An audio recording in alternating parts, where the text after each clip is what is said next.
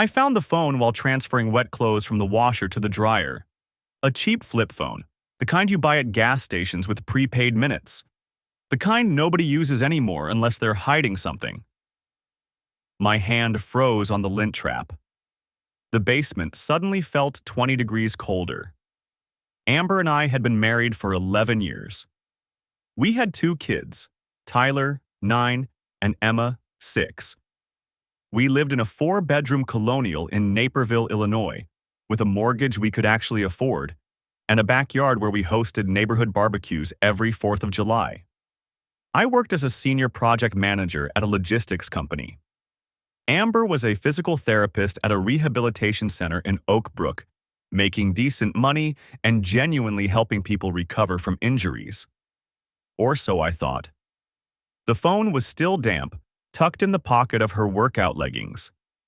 I stood there in our finished basement, surrounded by the detritus of suburban family life. Plastic bins of Halloween decorations, Tyler's outgrown bicycle, Emma's abandoned dollhouse, and stared at this tiny device that didn't belong. My first instinct was to put it back, to pretend I never saw it, to maintain the illusion that everything was fine. Instead, I pressed the power button. The screen flickered to life. No password, no lock screen. Just a basic menu with options that looked like they belonged in 2008. I navigated to the messages.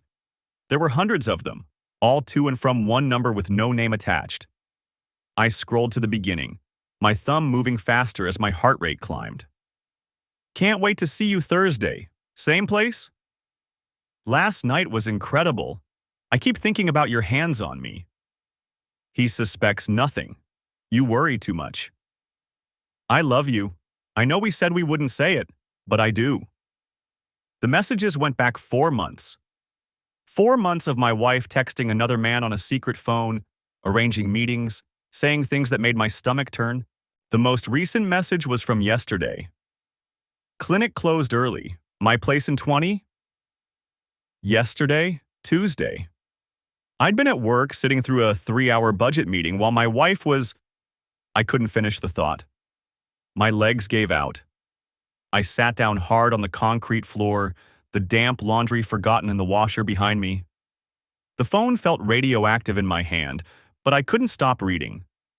Each message was a small detonation, destroying the life I thought I had.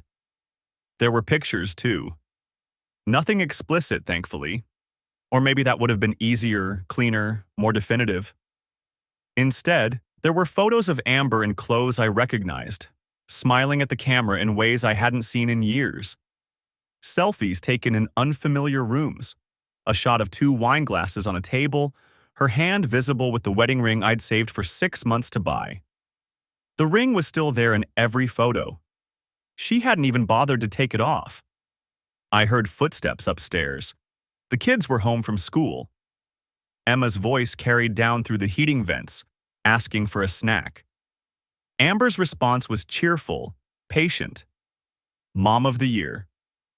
I powered off the phone and shoved it in my pocket. My hands were shaking. My whole body was shaking. I needed to think. I needed to plan.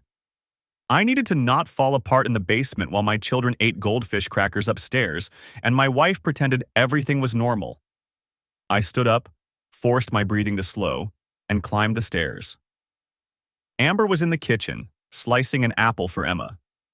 She wore jeans and a fitted sweater, her blonde hair pulled back in a ponytail. She looked exactly like she always did. Pretty, put together, completely ordinary. The woman I'd built a life with. The mother of my children. Hey, babe, she said without looking up. How was your day? Fine, I managed. Yours? Busy. Mrs. Patterson is making great progress with her knee replacement. And we got a new patient, car accident victim. Really challenging case. She arranged the apple slices on a plate with some peanut butter, completely at ease. Oh, and I need to work late tomorrow. We're doing continuing education credits, mandatory thing. The lie came so easily, so smoothly, like she'd done this 1,000 times. What time will you be home? I asked. Probably 8, maybe 9. They're ordering pizza, so don't wait on me for dinner. Emma grabbed her snack and ran back to the living room where Tyler was already absorbed in his tablet. Amber started wiping down the counter, humming something under her breath. I watched her move through our kitchen. This woman I'd known for 13 years, dated for 2 before marriage. I'd proposed to her at Starved Rock State Park, down on one knee on a hiking trail while other tourists applauded. She'd cried and said yes, and kissed me like I was the only man in the world. Now she was planning to see someone else tomorrow night while I fed our kids dinner and helped with homework and maintained the fiction that we were a happy family. I'm going to take a shower, I said. Okay, dinner in an hour? Sure. I walked upstairs to our bedroom, locked the bathroom door, and sat on the edge of the tub. The burner phone was still in my pocket. I pulled it out and stared at it. 4 months, maybe longer. Maybe this wasn't the first time. Maybe there had been others before this one. I didn't know my wife at all. But I was going to find out everything, every detail, every lie. And then I was going to burn her entire world down. I sat on the bathroom floor for another 20 minutes, the burner phone growing warm in my hand as I scrolled through the messages again. Then again. Each pass revealed new details I'd missed before. Restaurant names, hotel room numbers, times when she'd claimed to be at work or running errands. The most recent message was from yesterday at 2:47 p.m. Can't wait to see you tomorrow night. I'll bring the good wine this time. Tomorrow night, which was now tonight. Thursday. I checked the timestamp on my own phone. 7:43 p.m. She'd said she was working late tomorrow, tonight, but the kids had swim lessons at 6. She always took them on Thursdays while I worked late. Except I wasn't working late this week. I'd finished my quarterly reports early. The pieces clicked together with sickening clarity. She'd forgotten about my schedule change, or assumed I wouldn't remember hers. I stood up, legs unsteady, and splashed cold water on my face. The man in the mirror looked like me, but older somehow, hollowed out. I dried my hands on the towel Amber had picked out last month. Navy blue with white stripes, matching the shower curtain she'd spent an hour choosing at Target. Everything in this house was a lie.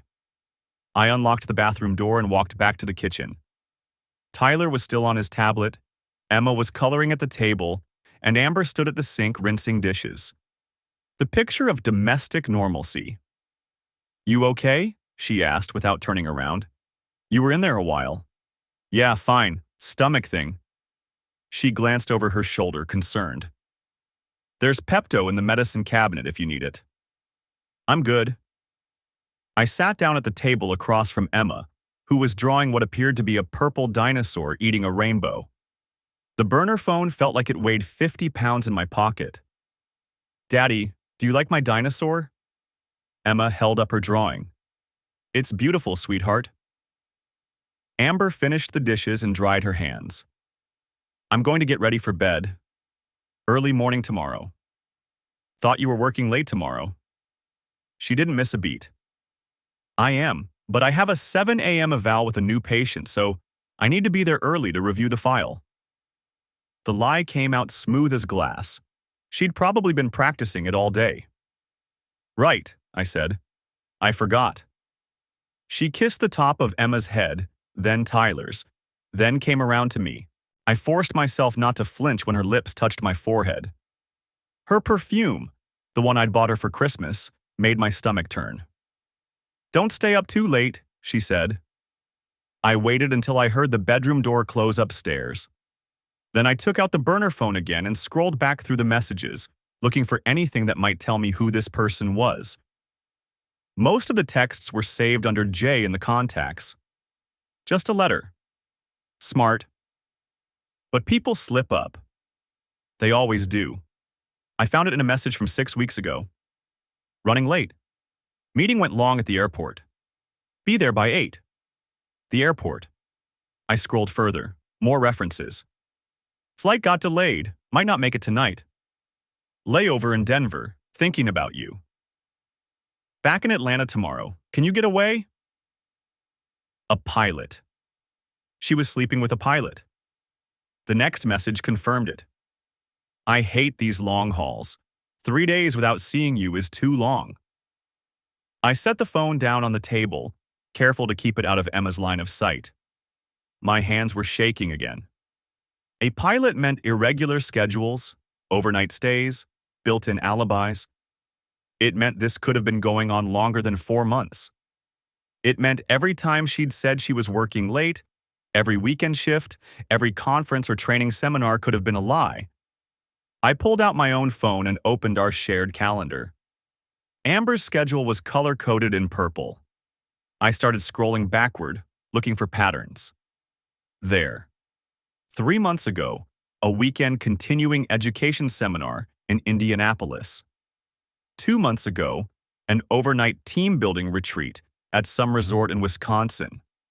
Last month, a mandatory training session that ran late on a Friday, so she'd stayed at her friend Rachel's house instead of driving home.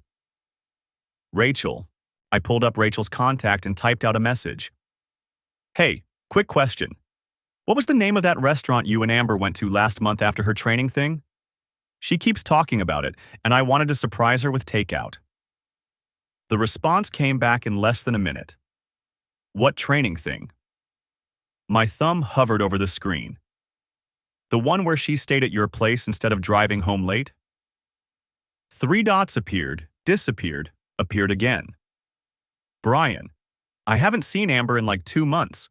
We keep trying to plan a girls' night, but she's been so busy with work. I stared at the message until the screen went dark. Daddy? Emma tugged on my sleeve. Can I have more goldfish? Sure, baby. I got up and grabbed the crackers from the pantry, poured them into a bowl for her. My movements felt mechanical, like I was operating my body from somewhere far away. Tyler looked up from his tablet.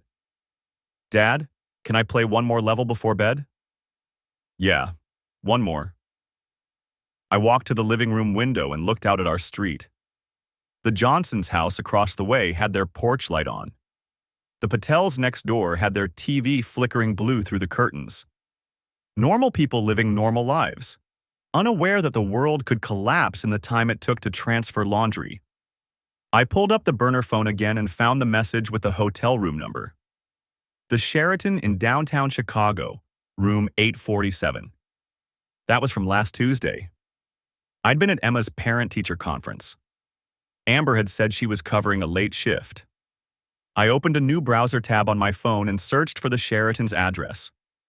35 minutes from our house. Easy drive. The next message gave me another hotel. The Hilton at O'Hare. Room 1203. That was 3 weeks ago, a Friday night. I'd been home with the kids while Amber went to Rachel's, except she hadn't gone to Rachel's. I kept scrolling, building a timeline. The messages went back exactly 4 months, like she'd started fresh with a new burner phone. But the ease of the deception, the practiced nature of her lies, that took time to develop. This wasn't her first affair. I was certain of it now. I thought about the last year, the times she'd seemed distant or distracted. The new lingerie I'd found in her drawer last summer that she'd said was for me but never wore. The sudden interest in going to the gym 5 times a week. The way she'd started putting her phone face down on the counter. All of it had been right in front of me, and I'd been too stupid or too trusting to see it. Dad? Tyler stood in the doorway. It's 8:30. Emma's supposed to be in bed. I checked my watch. He was right. Okay, buddy. Go brush your teeth. I'll get your sister. The bedtime routine happened on autopilot. Teeth brushed, pajamas on, stories read. Emma wanted the book about the bear who couldn't sleep. Tyler wanted to read his own book, some fantasy thing with dragons. I tucked them both in, kissed their foreheads, and turned off the lights. When I came back downstairs, the house was quiet. I could hear water running upstairs, Amber in the shower, getting clean for tomorrow night. For him. I sat down at the kitchen table and opened the burner phone one more time. The message thread with Jay stared back at me. Hundreds of messages documenting my wife's betrayal in excruciating detail. Tomorrow night she was planning to meet him. Somewhere. The messages didn't say where, but they'd established a pattern. Hotels near the airport. Always hotels. I could confront her right now. Storm upstairs, throw the phone at her, demand answers. Watch her face crumble, listen to her excuses and apologies and promises that it meant nothing. But that would give her time to prepare. Time to craft a story, to call a lawyer, to move money around, or hide things I didn't even know about yet. No, I needed to be smarter than that. I needed to know everything first. Who he was, how long this had really been going on, what else she'd been lying about. I needed documentation, evidence, leverage, and then I needed to burn her entire world down. But carefully, methodically, the way I approached everything else in my life. I took the burner phone and walked down to the basement, past the washer where this had all started. In the corner, behind the plastic bins of Halloween decorations, was an old filing cabinet I used for tax documents. I opened the bottom drawer and buried the phone under folders from 2019. Then I went back upstairs and got ready for bed like nothing had changed. The next morning, I called in sick to work. First time in 3 years. Amber kissed me on the forehead before she left for the clinic, her hand lingering on my shoulder. "Feel better, babe. There's soup in the pantry if you need it." I waited until her car disappeared down the street before I moved. The burner phone sat on my nightstand where I'd left it, still unlocked. I'd spent most of the night scrolling through the messages, building a timeline. The earliest ones dated back to February, Valentine's Day weekend, actually. How fitting. While I'd been making reservations at that Italian place she loved, she'd been texting someone else about meeting at a Marriott near O'Hare. I opened my laptop and started a new document. Typed the date at the top. Then I began transcribing every message, every detail, organizing them chronologically. Hotel names, dates, times. The explicit stuff I summarized clinically, like I was writing a project report. Which, in a way, I was. Around 10, I drove to Best Buy and bought a cheap digital camera. Paid cash. Then I went to FedEx and made copies of our credit card statements for the past year, highlighting charges I now recognized as affair-related. A Hilton in Rosemont on March 15th while she'd claimed to be at Rachel's, a restaurant in Schaumburg on April 3rd when she'd said she was working late. The paper trail was thin but present. She'd been careful mostly, but not perfect. Back home, I photographed every message on the burner phone. 217 screenshots by the time I finished. I uploaded them to a new email account I'd created, not my regular one, something anonymous, and sent them to myself. Then I backed them up on a thumb drive I tucked into my sock drawer. My phone buzzed. "Amber, how are you feeling? Want me to bring anything home?" Me. "Just tired. I'll be fine." 3 dots appeared, then disappeared. Then, "Okay, love you." I stared at those 2 words until they stopped looking like language. The rest of Tuesday I spent researching. Divorce attorneys in DuPage County, Illinois custody laws, asset protection. I took notes in a small notebook I could hide easily, writing in abbreviations only I would understand. Wednesday morning I went back to work, told everyone I was feeling better, sat through 3 meetings where I nodded at appropriate times and contributed nothing memorable. My assistant asked if I was sure I should be back yet. I looked that bad, apparently. That evening, Amber made chicken parmesan, my favorite. She hummed while she cooked, asked Tyler about his math test, helped Emma sound out words in her reading homework. She was good at this, the domestic choreography. She'd had years of practice being 2 people at once. "So tomorrow," she said casually while loading the dishwasher, "I've got that continuing ed thing after work. Probably won't be home until 10 or so." "Right," I said. "The ethics seminar." She glanced at me, something flickering across her face. "Yeah. Boring stuff, but I need the credits. I dried a plate slowly, methodically. Where's it at again? The Westin in Lombard. She didn't hesitate. The lie came out smooth as water. I'd checked the burner phone that morning. The messages said she was meeting Jay at the Hyatt Regency in Rosemont at 7. Different hotel, different suburb. She'd built in layers of deception, probably in case I called the Westin to check on her. Want me to save you some dinner? I asked. That's sweet, but they're providing food. Another lie. The messages mentioned getting room service after. Okay. I hung up the dish towel. I'll probably just put the kids to bed early then. Maybe catch up on some work. She smiled, kissed my cheek. You're the best. I went upstairs and threw up quietly in the bathroom with the fan running. Thursday crawled. Every minute felt like an hour. I left work at 4, told my boss I had a dentist appointment, picked up Tyler and Emma from school, took them to McDonald's for dinner. Emma got a happy meal and played with the toy while Tyler complained about the math homework he didn't want to do. Where's Mom? Emma asked, dipping a chicken nugget in ketchup. She has a work thing tonight, I said. So it's just us. Can we watch a movie then? Sure, kiddo, whatever you want.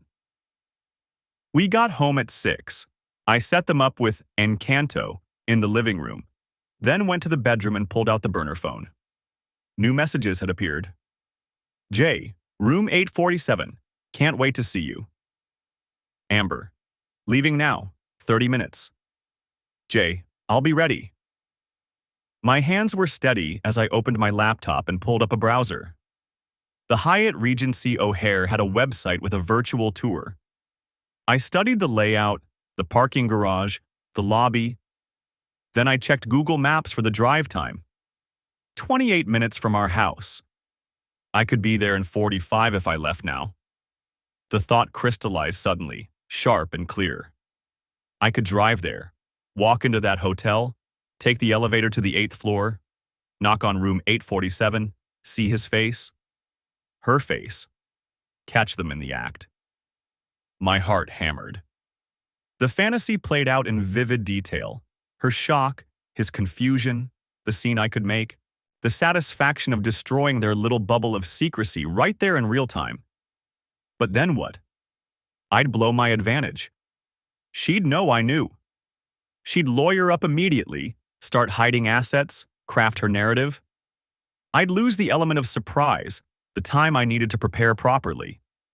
And the kids were downstairs. I couldn't leave them alone. I closed the laptop, put the burner phone back in my nightstand, went downstairs and sat on the couch between Tyler and Emma, watching animated characters sing about family while my wife drove to a hotel to sleep with someone else. Emma leaned against my shoulder. Daddy, are you sad? No, sweetie. Why? You look sad. I kissed the top of her head. Just tired. The movie ended at 8:30.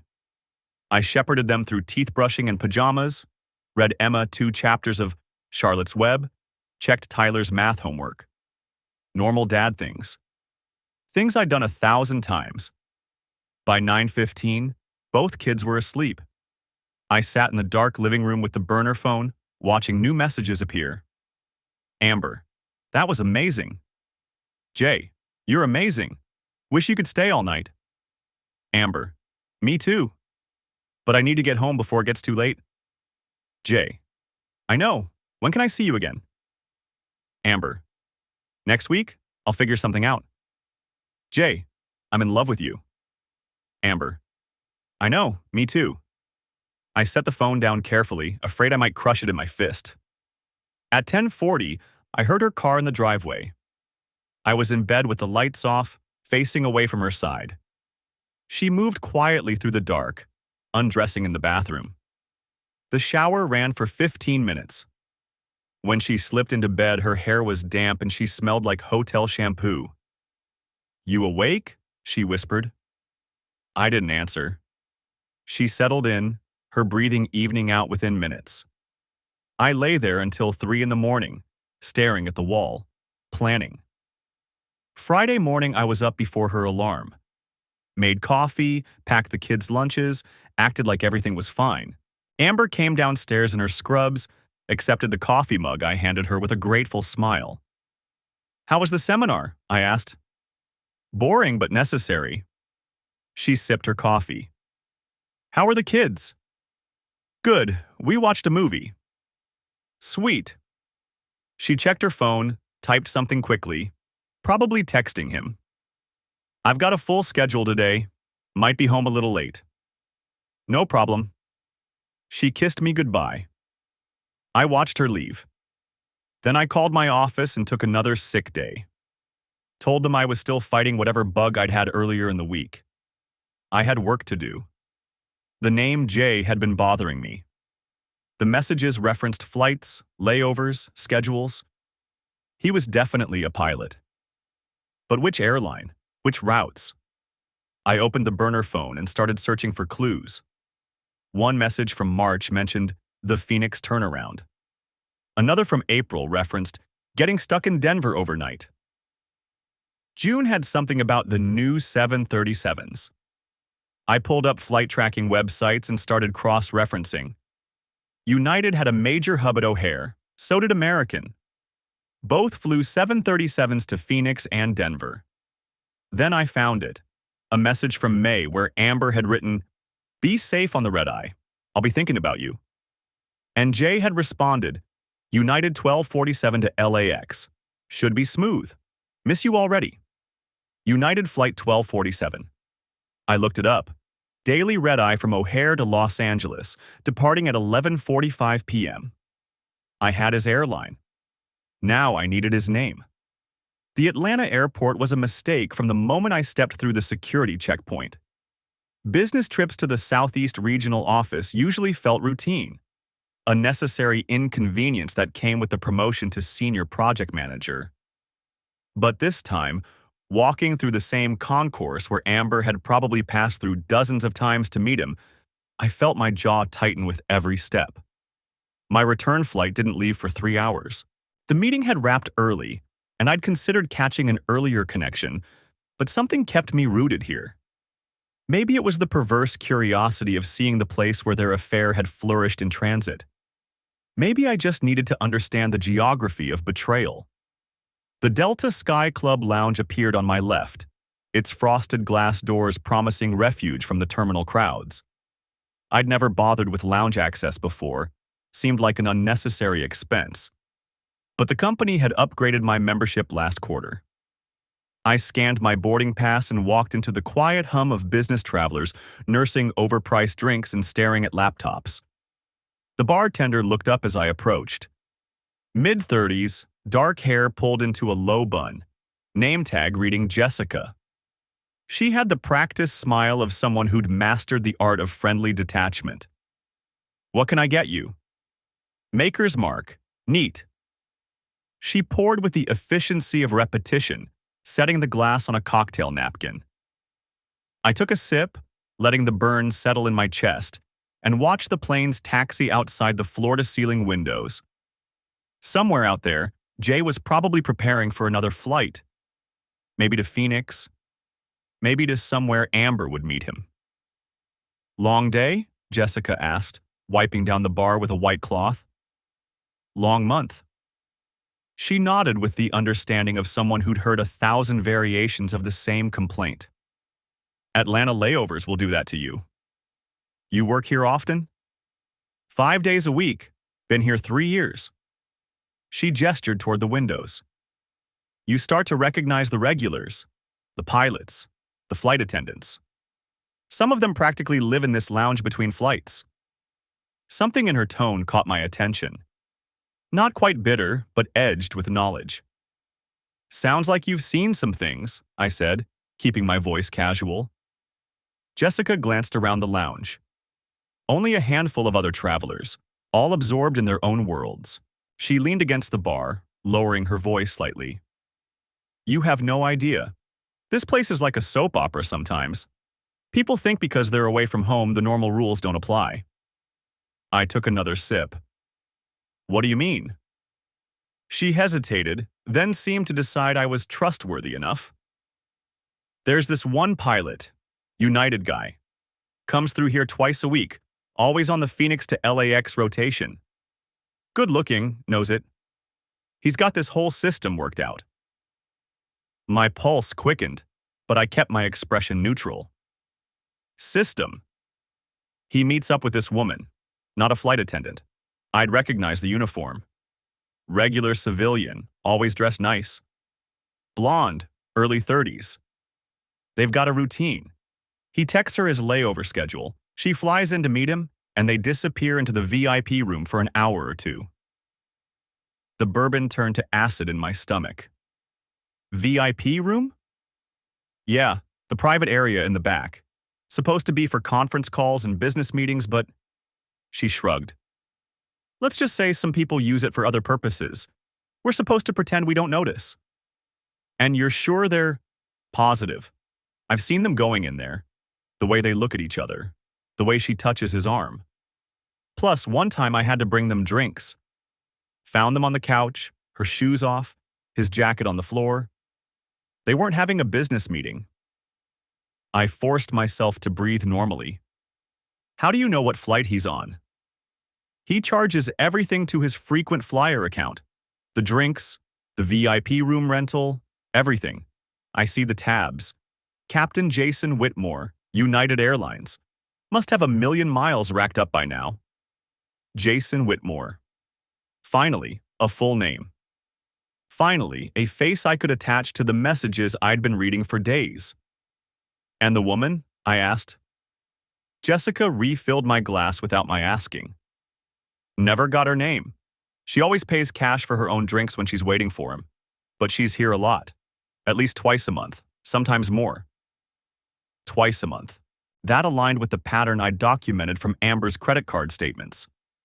The charges for flights to Atlanta that I'd assumed were for continuing education seminars. The hotel rooms near Hartsfield-Jackson that she'd claimed were conference accommodations. You said he charges the VIP room to his frequent flyer account? Yeah, it's not cheap either. $150 an hour. But I guess when you're not paying for it yourself, who cares? The rage building in my chest felt cold and precise. Not the explosive anger I'd experienced in the basement with the burner phone, but something more calculated. Jason Whitmore was using his airline benefits to facilitate an affair with my wife. Charging their little rendezvous to his company account, probably writing it off as a business expense. Does the airline know? I asked. About what he's using the room for? Jessica laughed quietly. Probably not. The charges just show up as VIP lounge services. Could be anything. And it's not like we're going to report it. Not our job to police what people do on their layovers. I finished my second bourbon and set the glass down carefully. What if someone did report it? Would they investigate? She looked at me more carefully now, her bartender's intuition sensing something beneath my questions. If it came from a credible source, maybe. The airline takes misuse of company benefits pretty seriously, especially for pilots. They've got strict conduct codes. What about security badges? Do they track who uses the VIP room? Yeah, he has to scan his badge to access it. Everything's logged. Date, time, duration. She paused. Why are you asking? I pulled out my wallet and laid 2 20s on the bar. Just curious. You hear stories, about people taking advantage of the system. Jessica pocketed the money, but her eyes stayed on me. This isn't just curiosity, is it? Let's just say I have a personal interest in making sure people don't abuse privileges they haven't earned. She nodded slowly, understanding passing between us. The blonde woman. She was here last Tuesday, around 2 in the afternoon. They were in the VIP room for 90 minutes. I remember because I had to comp their drinks when the credit card reader went down. Had to manually enter his frequent flyer number later. Last Tuesday, the day Amber had texted me about staying late at the clinic for patient evaluations. The day she'd come home at 8:30, claiming exhaustion, going straight to bed without eating dinner. Thank you, I said, standing up. For what it's worth, Jessica said quietly, I'm sorry. Whatever this is, I'm sorry. I walked out of the lounge with Jason Whitmore's full name, his flight patterns, and the knowledge that every intimate moment he'd stolen with my wife had been documented in airline databases. The VIP room logs would show dates and times. His frequent flyer account would show charges. Security badge scans would prove he'd been accessing private areas during layovers. In the terminal, I found a quiet gate and pulled out my phone. A quick search brought up United Airlines ethics hotline and their pilot conduct policies. Misuse of company benefits. Inappropriate use of airline facilities. Conduct unbecoming of a uniformed crew member. I didn't call yet. First, I needed to get home. I needed to verify the dates from Jessica's information against Amber's travel records. I needed to make sure every piece of evidence aligned perfectly before I made my move. But I had his name now. I had his pattern. And I had a bartender who just handed me the ammunition to ground him permanently. The announcement for my flight echoed through the terminal. I gathered my bag and headed toward the gate, already planning my next steps. Jason Whitmore thought he was untouchable at 35,000 feet. Thought his uniform and his miles gave him immunity. He was about to learn how quickly a pilot could fall. The receipt from the airport lounge arrived in my email 3 days later. I'd set up a Google alert for any charges over $50 on our joint credit card, the one Amber thought was just for household expenses and groceries. She had no idea the alerts existed. VIP lounge services, Hartsfield-Jackson Atlanta International Airport, $287.43. I stared at the line items. 2 premium cocktails, 1 bottle of champagne, artisan cheese plate, chocolate-covered strawberries. The date stamp, last Tuesday. The same Tuesday. Amber told me she was working late for a staff training session on new rehabilitation equipment. I'd kissed her goodbye that morning. She'd worn her scrubs, carried her work bag, complained about how boring the training would be. I'd told her I'd handle dinner and bedtime for the kids. She'd smiled, grateful, and said she'd try not to be too late. She'd gotten home at 11:30, claiming the training ran long and then a few coworkers wanted to grab dinner after. She'd smelled like wine and expensive perfume. I'd been in bed, pretending to sleep, listening to her shower before sliding in beside me. Now I knew. She hadn't been in any training session. She'd been in Atlanta. With him. I downloaded the receipt, saved it to my encrypted folder with everything else. Then I did what I'd been doing for weeks now. I went hunting through the credit card history with fresh eyes. There, 2 months ago. Same charge. VIP lounge services, $312.67, 4 months ago, $298.21, 6 months ago, $276.89. I sat back in my office chair, the monitor's glow washing everything in cold blue light. The pattern was clear now. Every 6 to 8 weeks, like clockwork. Sometimes the charges came through on our card. Sometimes they didn't. Those must have been the times Jason paid, or used his airline benefits. But Amber had gotten sloppy. Or maybe comfortable. Maybe after months of lies, she'd stopped being quite so careful about which card she handed over. I pulled up our bank statements next. Cross-referenced the dates of the VIP lounge charges with Amber's calendar, her text messages on the burner phone, everything.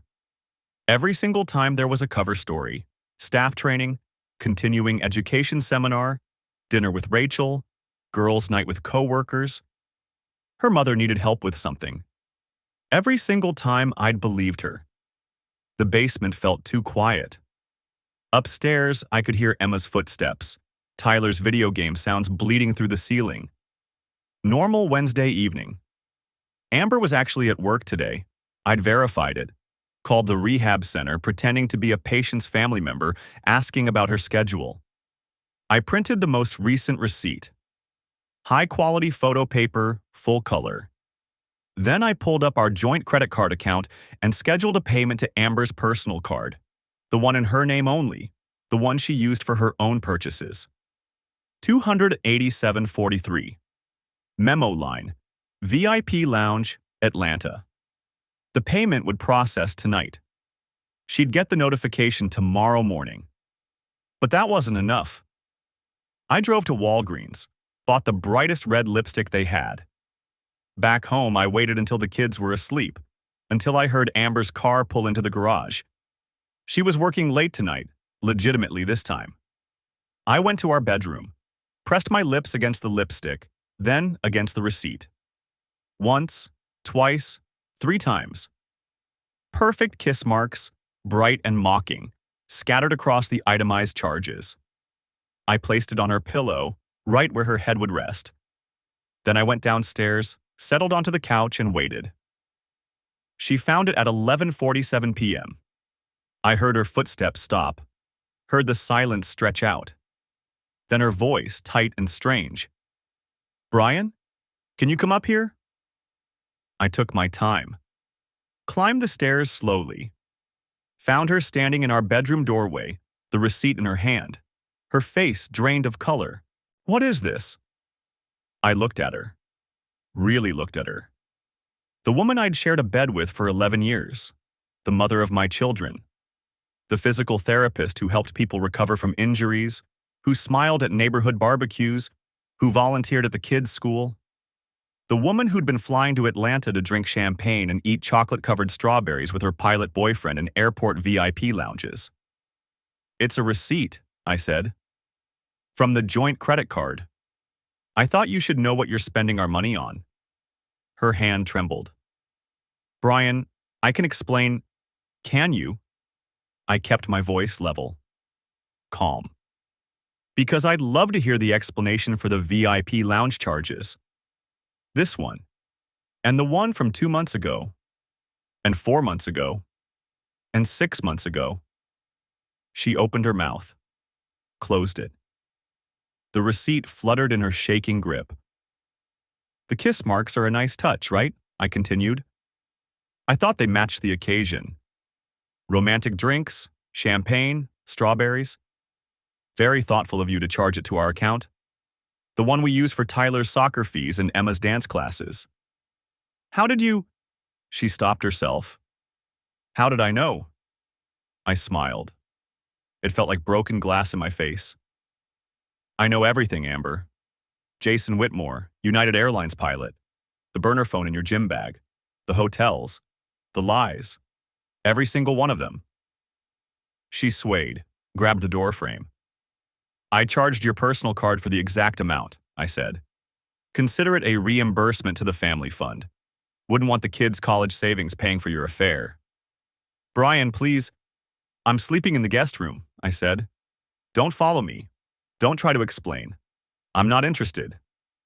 I walked past her, grabbed my pillow from the bed, and closed the guest room door behind me. Through the wall, I heard her crying. Heard her make a phone call, her voice too muffled to make out words. Calling Jason probably, warning him. Good. Let him worry. I didn't sleep.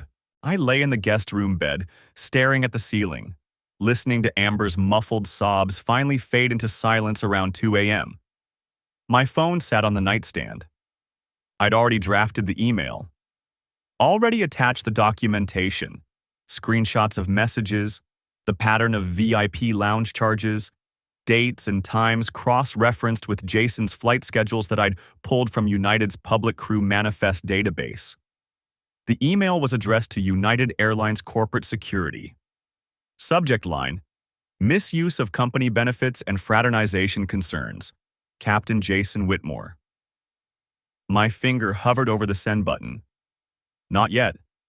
I had one more thing to do first. At 5:30 a.m. I got up, dressed in dark clothes, grabbed the toolkit from the garage. Amber was still asleep. I could hear her breathing from our bedroom, exhausted from crying. The airport employee shuttle lot was a 20-minute drive. I'd scouted it during my Atlanta trip, noted the security camera blind spots, the schedule of shuttle runs. Early morning was the shift change, the busiest time, when nobody paid attention to one more person in the parking area. Jason's shuttle, the one that ferried United crew between the employee lot and the terminals, sat in its usual spot. I'd identified it from the company logo, the route number. The tires were easy. 2 quick slashes on the rear passenger side, deep enough to deflate but not dramatic enough to draw immediate attention. They'd discover it when the driver started the morning route, cause delays, strand crew members. Strand Jason. I was back in my car in 4 minutes. Drove home through the pre-dawn darkness, the toolkit stowed back in the garage before Amber woke. At 7:15 a.m., while Amber was in the shower, I sent the email to United Airlines corporate security. At 7:30 a.m., I made breakfast for Tyler and Emma, scrambled eggs and toast. Emma wanted chocolate milk. Tyler complained about his math homework. Completely normal Wednesday morning. Amber came downstairs at 7:45, her eyes swollen and red. She looked at me across the kitchen. I looked back, my expression blank. "Daddy, can you help me with my shoes?" Emma asked. "Sure, sweetheart."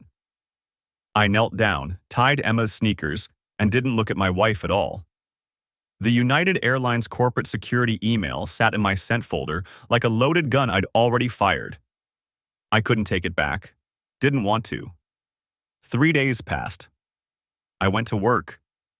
Came home. Helped Tyler with his math homework. Made Emma macaroni and cheese from the box she preferred. Slept in the guest room with the door locked. Amber tried talking to me twice. Once in the kitchen while I was packing my lunch for the next day.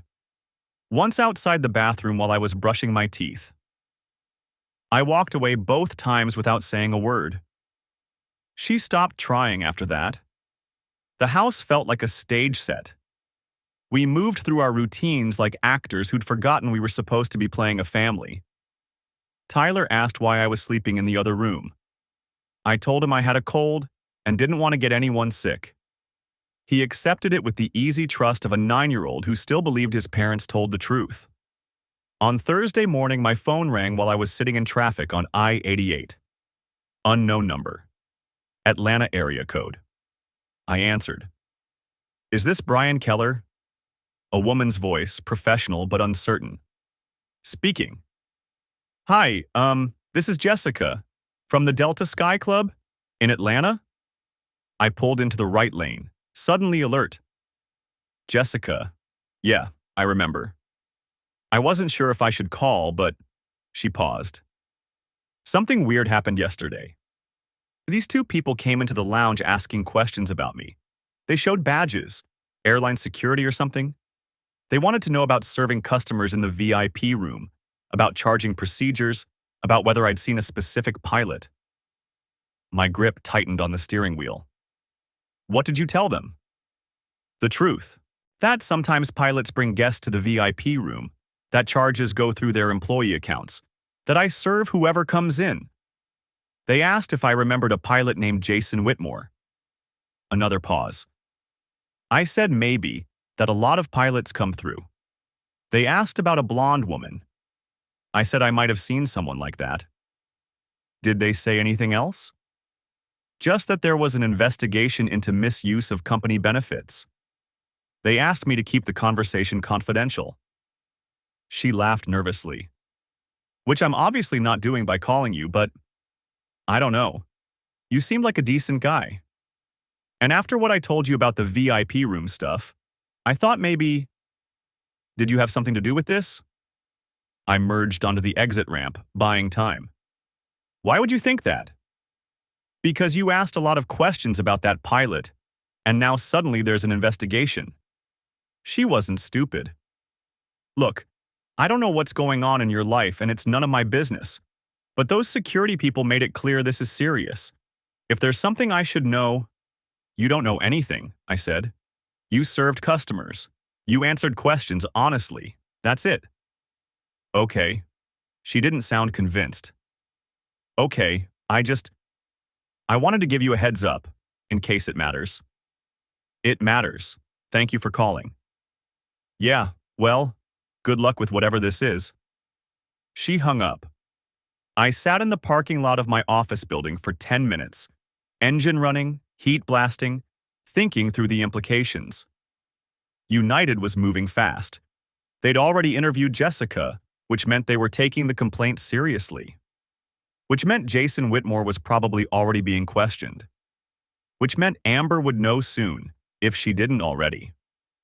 I went inside, answered emails, attended a meeting about warehouse optimization, ate lunch at my desk, turkey sandwich I'd made that morning, apple, bottle of water.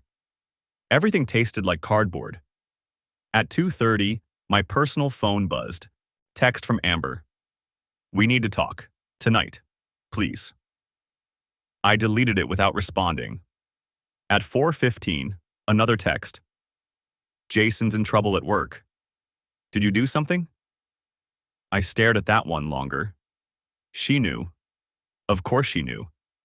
He'd probably called her in a panic, told her about the investigation, asked if her husband had found out. I could picture her face going pale, her hands shaking as she typed the message. I deleted that one too. The third text came at 5:43, right as I was packing up to leave. "Brian, please, we have to figure this out. For the kids." For the kids. She was actually using our children as leverage. The same children she'd been lying to for months while sneaking off to hotel rooms and airport lounges with her pilot boyfriend.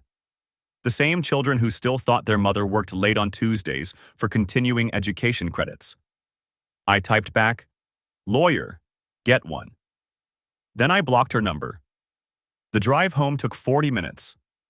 I used the time to call Andrew Mitchell, the divorce attorney whose name I'd found through a colleague's recommendation. His receptionist scheduled me for Monday at 9. I'd need to take a personal day. Didn't matter. This was more important than warehouse optimization. When I walked into the house, Amber was waiting in the living room. She stood up as soon as she heard the door, her face blotchy and red. She'd been crying. "Brian, not now." I headed for the stairs. She followed. "You can't just ignore this. You reported Jason to his airline. He could lose his job. He could lose everything." I stopped on the third step, turned around. Looked at her standing there in her work scrubs, mascara smudged under her eyes, looking like a victim instead of what she actually was. "Good," I said. "Good? Brian, he has a career, a reputation. He should have thought about that before screwing another man's wife in airport lounges and charging it to his employee benefits." I kept my voice level, calm. "Actions have consequences, Amber. You taught our kids that, remember? This isn't about consequences. This is about you being vindictive and cruel. Where are Tyler and Emma?" The question stopped her. "What?" "Our children. Where are they?" "At my mom's. I asked her to pick them up from school because I needed to talk to you without them hearing their mother beg me not to destroy her boyfriend's career." I smiled without humor. "Thoughtful. He's not—" She caught herself. "It's more complicated than that." "Is it?" "Because from where I'm standing, it's pretty simple. You had an affair. You lied about it. You used our money to fund it. And now you're upset that there are actual consequences for your choices. I made a mistake. Mistakes are accidental. Forgetting to buy milk is a mistake. What you did took planning, coordination, hundreds of lies over months." I climbed another step. "You bought a burner phone, Amber. You created elaborate alibis. You looked me in the eye and lied about where you were, who you were with, what you were doing. That's not a mistake. That's a choice." She wrapped her arms around herself. I know. I know I hurt you. I know I destroyed your trust. But going after Jason, trying to ruin his life, that's not going to fix anything." "You're right. It won't fix anything." I reached the top of the stairs. "But it makes me feel better." "Brian, please?" "I have a meeting with a divorce attorney Monday morning. You should probably get one too. We'll need to figure out custody arrangements, asset division, all of it. I'm keeping the house. You can have whatever's left after we're done. Her face went white. You're not serious. I've never been more serious about anything in my life. What about Tyler and Emma? What about our family? You should have thought about that before you decided Jason Whitmore was more important. I walked toward the guest room. Get them from your mothers, feed them dinner, put them to bed, pretend everything's normal. You're good at that. Brian. I closed the door, locked it, sat on the edge of the bed and listened to her cry in the hallway for 5 minutes before she finally went downstairs. My phone buzzed. Email notification. I pulled it up, expecting work correspondence. It was from an address I didn't recognize, corporatesecurityunited.com. Mr. Keller, this email confirms receipt of your complaint filed on date regarding employee Jason Whitmore, employee ID 847392. Your report has been assigned case number US 2024-1847 and is currently under investigation by our Corporate Security and Standards Department. We take allegations of benefits, misuse and policy violations seriously. An investigator will contact you within 5 to 7 business days if additional information is required. Please do not discuss this matter with the employee in question or other parties who may be involved. Regards, United Airlines Corporate Security. I read it 3 times. They were really doing it, really investigating. Jason Whitmore's perfect pilot career was about to hit turbulence he couldn't navigate out of. Downstairs, I heard the front door open. Amber's voice, too bright and cheerful. Hey guys, how was Grandma's house? Tyler's voice. Good, she made cookies. Emma. Where's Daddy? He's upstairs resting. He's still not feeling well. Still selling the lie. Still performing. The woman I'd married had been replaced by someone I didn't recognize, or maybe I'd never known her at all. And this was who she'd always been underneath the performance. I forwarded the United email to my personal backup account. Printed a copy on the small printer I'd moved into the guest room. Added it to the growing folder of evidence that would become my divorce filing. Outside my locked door, I heard small footsteps. A soft knock. Daddy? Emma's voice muffled. Are you okay? I opened the door. She stood there in her school uniform, concerned brown eyes looking up at me. I'm fine, sweetheart. Just tired. Mommy says you have a cold. Yeah, a cold. She hugged my legs. I picked her up, held her close, breathed in the strawberry scent of her shampoo. She didn't know anything was wrong. Neither did Tyler. They still lived in the world where their parents loved each other and families stayed together. That world was ending. But I'd make sure they landed somewhere safe when it did, even if their mother didn't. The divorce took 8 months to finalize. Andrew Mitchell turned out to be worth every dollar of his retainer. He documented everything: the burner phone messages, the credit card charges, the pattern of lies. Illinois is a no-fault divorce state, but infidelity still matters when it comes to asset division and custody arrangements. Amber's attorney tried to paint me as vindictive and controlling. Mitchell buried them in evidence. I got primary custody. Amber got alternating weekends and 1 weeknight dinner. The house stayed mine. She moved into a 2-bedroom apartment in Wheaton, 20 minutes away. Close enough for the kids, far enough that I didn't have to see her except during exchanges. Tyler took it hard at first. He was old enough to understand that something had broken, even if he didn't know all the details. Emma cried for 3 weeks straight, asking why Mommy didn't live with us anymore. I held her through the nightmares, the questions I couldn't fully answer, the confusion that came with watching your family split apart. Sometimes adults make choices that hurt the people they love, I told her one night while tucking her in. And sometimes those choices mean things have to change. Did you make a bad choice, Daddy? No, sweetheart, I didn't. Did Mommy? I smoothed her hair back from her forehead. Mommy made choices she'll have to live with, But you and Tyler, you didn't do anything wrong. This isn't your fault. She fell asleep holding my hand. United Airlines terminated Jason Whitmore 6 weeks after my initial complaint. The investigation found multiple violations: misuse of company benefits, falsification of expense reports, inappropriate use of airline facilities. He'd been charging personal expenses to his crew account for over a year. Not just the VIP lounge visits with Amber, but dinners, hotels, upgrades for personal travel. My complaint had opened a door they couldn't close.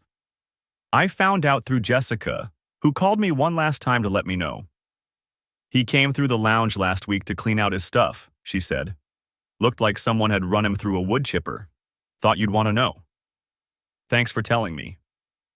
For what it's worth, I think you did the right thing. Guys like that, they think the rules don't apply to them. About time someone proved otherwise. I never spoke to Jason Whitmore, never needed to. He existed in my life only as a name on legal documents, a footnote in the story of my marriage's collapse. Amber tried to maintain contact with him after the divorce, but unemployment and disgrace aren't attractive qualities. They stopped seeing each other 3 months after his termination. She told me during a custody exchange, like, I might care. I didn't. The first year after the divorce was the hardest. Learning to be a single father, managing the household alone, helping Tyler and Emma adjust to their new reality. I made mistakes, forgot to sign permission slips, burned dinner more times than I could count, showed up to Emma's dance recital on the wrong night and had to grovel to the instructor for a makeup performance. But I was there. Every morning, every night, every moment they needed me. I packed lunches and checked homework and sat through parent-teacher conferences. I learned to braid Emma's hair from YouTube videos. I taught Tyler how to change a bike tire when his got a flat. I became fluent in the language of being present. Amber tried, in her way. She showed up for her scheduled time, took the kids to movies and museums, bought them things I couldn't afford.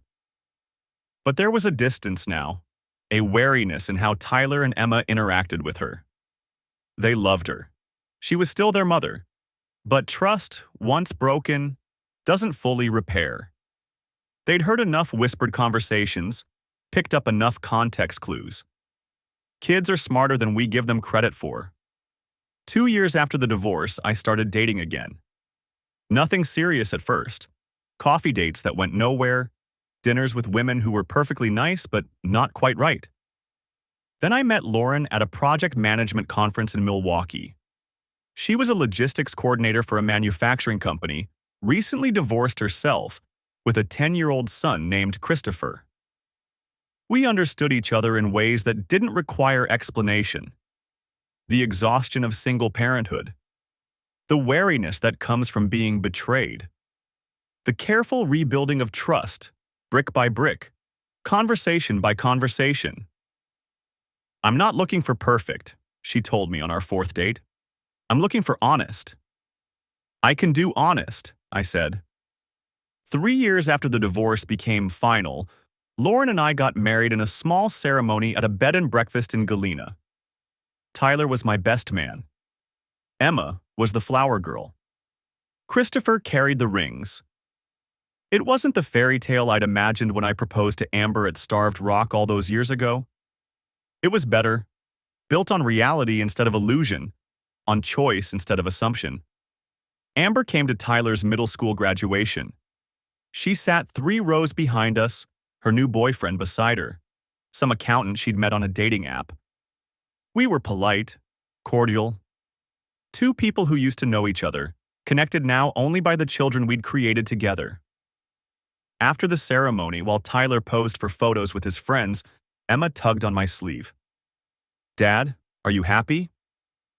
I looked at Lauren, at Christopher joking with Tyler, at Emma's earnest face waiting for my answer. Yeah, kiddo, I'm happy. Good.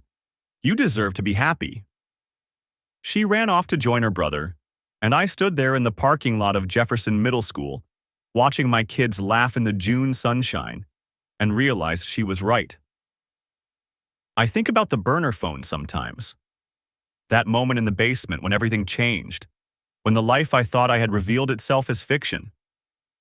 It would be easy to say I wish I'd never found it, that ignorance would have been easier than the pain that followed. But I'd be lying. The truth is brutal, but it's also liberating. Living in a lie, even a comfortable one, slowly suffocates you. You spend your energy maintaining an illusion, performing a role in someone else's play. The truth, no matter how devastating, at least gives you solid ground to stand on. Amber made her choices. I made mine. She chose deception and instant gratification over commitment and integrity. I chose to face the wreckage head-on, to protect my children, to rebuild something real from the ruins. Some people would say I was vindictive, going after Jason's career the way I did. Maybe they're right. But I don't lose sleep over it. He was a grown man who knew exactly what he was doing, using his position and benefits to facilitate an affair with a married woman, lying to his employer, breaking the trust his airline placed in him. He made his bed. I just made sure he had to lie in it. The moral of this story isn't complicated. Actions have consequences. Not sometimes. Not eventually. Always. You can lie to yourself, to your spouse, to your employer, to everyone around you. You can build elaborate systems of deception, buy burner phones, create alibis, convince yourself that the rules don't apply to you. But the truth has a way of surfacing. And when it does, all those carefully constructed lies collapse like a house of cards in a windstorm. I'm not the same person I was when I found that phone in the dryer. That version of me died in the basement that afternoon. The man I became is harder, more cautious, less willing to accept things at face value. But he's also stronger, more present, more intentional about the life he's building. Tyler's in high school now, talking about college. Emma just started middle school, already taller than I expected. They're good kids, resilient, honest, kind. They know their family looks different than it used to, but they also know they're loved. Not by parents performing love, but by people who show up, who keep their promises, who choose them every single day. Lauren and I are planning to renew our vows next year, on our 5th anniversary. Christopher wants to give a speech. Emma's already designing decorations. Tyler's pretending he's too cool to care, but keeps making suggestions about the music playlist. It's not the life I planned. It's better. Because it's built on truth. And truth, however painful in the moment, is the only foundation worth building on. The burner phone is long gone, turned over to my attorney as evidence and eventually destroyed. But I don't need it anymore. I learned everything it had to teach me. Some fires burn everything down. But if you're lucky, if you're strong enough, you can use the ashes to build something new. Something real. Something that will last. That's what I did. That's what I'm still doing. And I sleep just fine at night.